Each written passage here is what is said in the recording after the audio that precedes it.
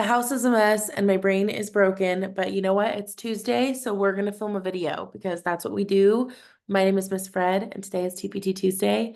Welcome back to my channel if you are returning, and welcome to TPT Tuesday if you are new here. I really appreciate you being here and watching my teaching journey as I sell on Teachers Pay Teachers and also do other teacherpreneur stuff. So today I'm gonna try to keep things brief because I am drowning a little bit in my own life. I'll tell you about that. It's later than I normally film, and that's an alarm reminding me to get ready for the next thing I have. So we're gonna keep this brief, she said. Probably not keeping things brief. Let's start with TPT and then we'll talk other things. And that's what we're gonna do this week. So first of all, this is what I've made so far. And actually I should take off today's this week. So let's go to custom range, and we're gonna go from last Tuesday to today because that's my range that I go by. Boom, apply. All right. No, that's wrong. Oh yeah, that's right. So this week on Teachers Pay Teachers, I made $37.04, which is wonderful. So it's a great week. It's been a slow month of May so far. I've only made about $14 this month, but I've really learned to take this all in stride because honestly, uh, you never know. Like sometimes you just have really crazy big days. Like this day, I sold a big bundle on the 30th, and I know I may have included that. I can't remember what time it was at. I may have included that in my update last week, but last week I did a whole month update, and this is my week to week. So for those of you who might be confused, I always do my week to week from the previous Tuesday to the following Monday. So I won't include today's sales in that. I've only sold one thing today, but it was a Mother's Day thing. So that made me happy because I made the Mother's Day thing and I would really like to sell it. So at least I sold one. And my kids are really enjoying that assignment. This is the first time I've ever done it with them, and they're really enjoying it. So wins all around. Just showing you my year to date. My earnings are 584.87, sales 733.73. I'm really close to hitting that $600 mark, which would be amazing. $600 before 6 months on TPT just feels like an incredible amount of money, and I feel very, very, very grateful. Let's see if they updated my store ranking. 92nd percentile. Ooh, look at that. I really went up. I was like in the 85th percentile in March. So that's so exciting. The 92nd percentile, cannot complain about that. That makes me feel absolutely wonderful. I'm so happy. And then traffic is all just through TPT. Oh, and YouTube, looky loos. Thanks, YouTube, for looking at my store. It makes me super happy. Let's just check out my store for a minute here. Not much has changed in the actual store itself. I still need to update my banner. I was planning to do that last week, but I mean, all it has is a little rain cloud, and it's still pretty overcast in the beginning of May, so we're good. As you know, we are in a sale mode. The sale, I believe, started today. So I've got a bunch of stuff in my cart that I need to buy before the sale ends in a couple of days. So I have like a ton of stuff, English resources that I want to purchase, and I've been waiting for the sale to purchase. So I'm hoping that I was in some people's carts and that they're waiting to purchase during this sale too. So we'll see about that. But as you know, my newest products, I haven't made any since last week. I'm trying to calm down a little bit just because I've been working so hard on this store and it's kind of making me crazy. But my newest products are my music appreciation, my Western music unit. That's a great deal right now because that's like a whole unit on antiquity music. This is music kind of up to the medieval. It kind of crosses over into medieval era, but it's like everything up until the medieval era. And then the one that I'm working on for the next unit, which is why I'm not posting as much because I'm trying to do more unit bundles, is going to be my medieval music. And then after that, then I'm going to do I'm going to do Renaissance and Baroque and classical and romantic. And that's what I'm going to get up before the school year starts. What's nice is I have to get them up before I teach them. So this is going to be one of the first units I teach in a school year. I'm going to do like an Elements of Music one, which I already have up on my store. That will be the first thing that I teach.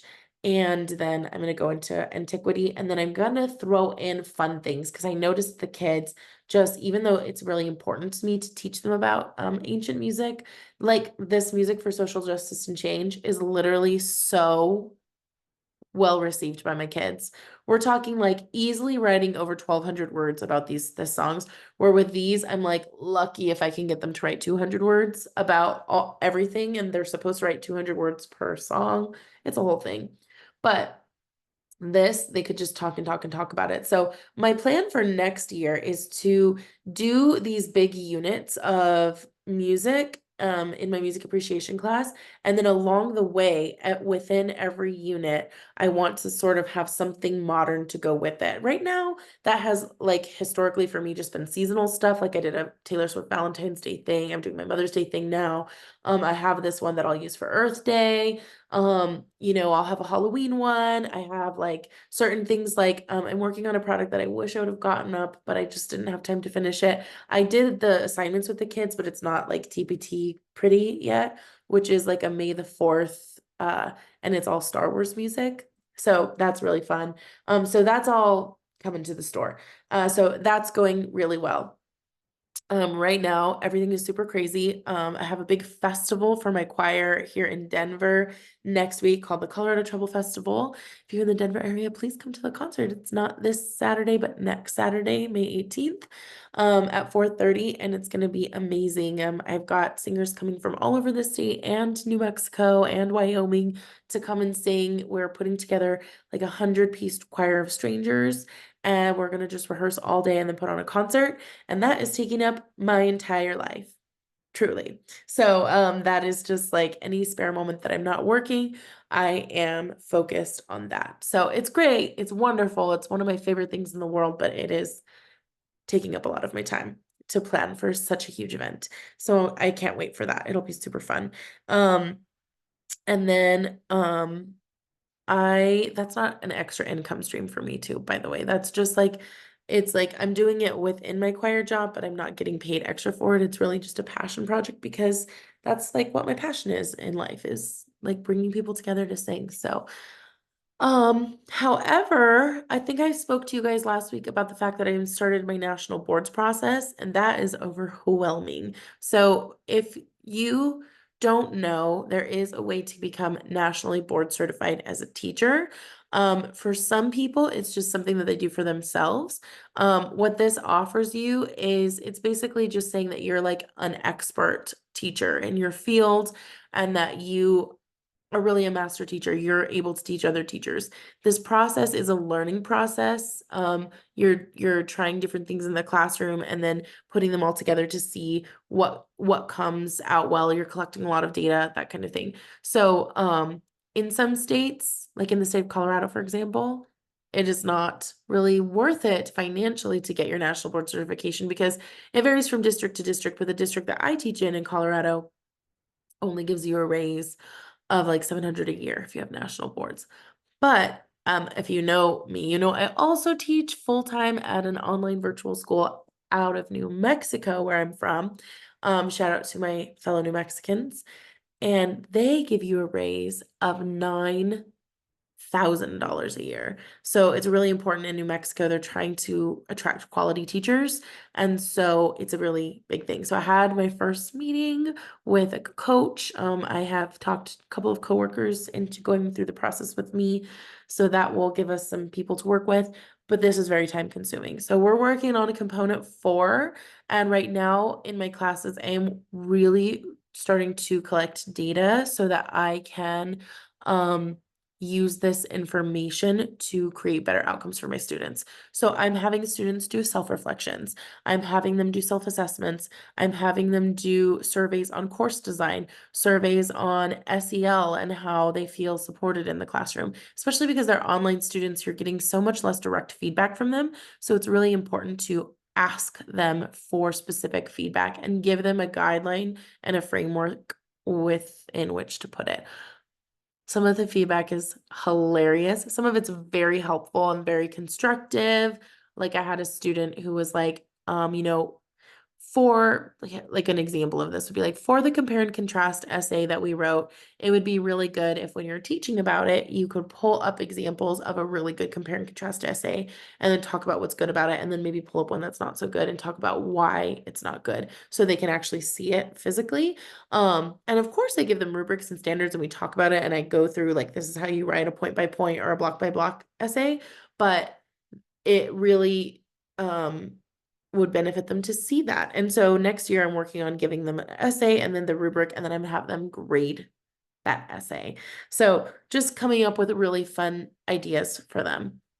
That being said, I have a very important question for you all because I need some advice in the comment section, particularly from TpT sellers who may have thought about this. So as some of you may know, I'm going to go ahead and just go over it with you regardless of whether you remember me or not. So as if you're new, but I've been on TpT now for 4 months, barely any time at all. I'm just starting my 5th month.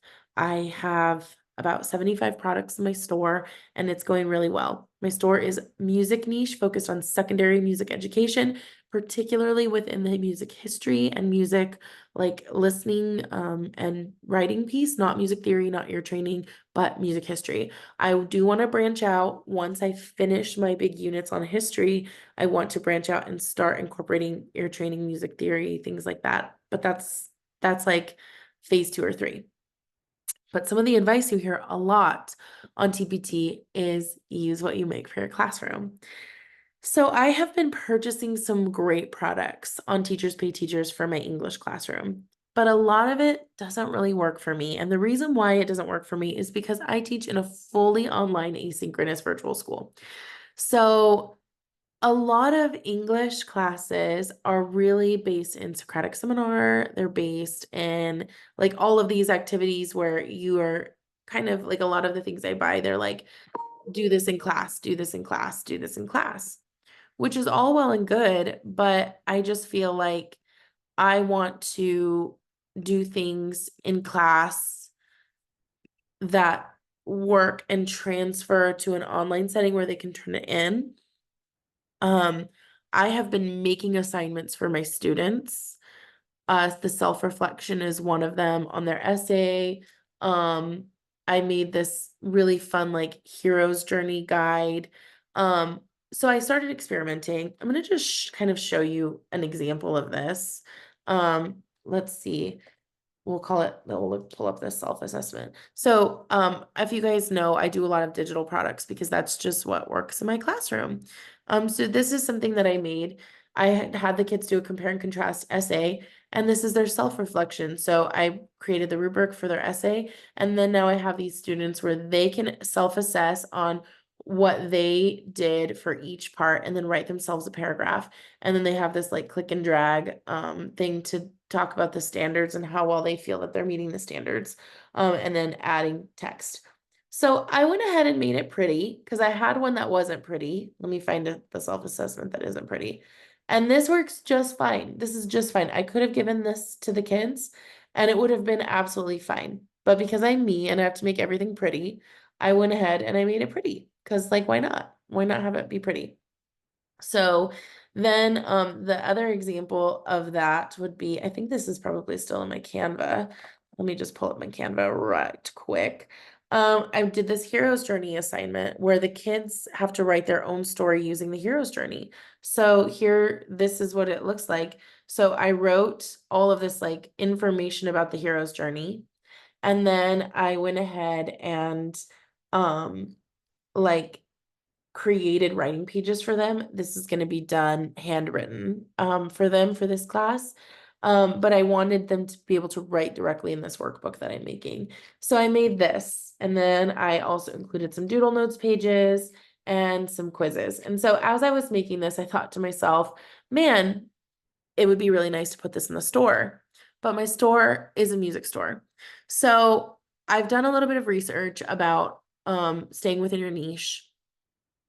And I don't think after all of that research, it's a good idea for me to put ELA resources in my store.